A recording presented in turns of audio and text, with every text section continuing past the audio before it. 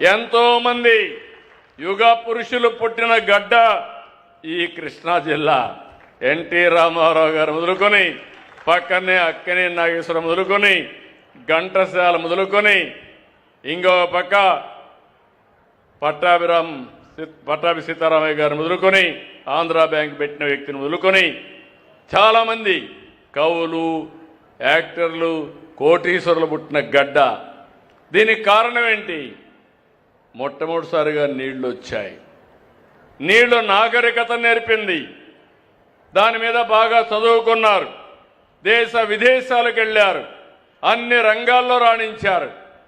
అలాంటి గడ్డకు నీళ్లు లేకపోతే నేను ఊటే ఆలోచించి 12 నెలల్లో పట్టిసీమ పూర్తి చేసి కృష్ణా జిల్లాకు నీళ్లు తీసుకొచ్చాను. ఈ సంవత్సరం 48% వర్షాభావం. ఆల్మట్టికి నీళ్లు రాలేదు, నారాయణపూర్కి రాలేదు. కానీ కృష్ణా డెల్టా కాపాడుతున్నామంటే ఆ రోజు చూపించిన దూరదృష్టి కారణమని మరొకసారి మీ అందరికీ విజ్ఞప్తి చేస్తున్నా.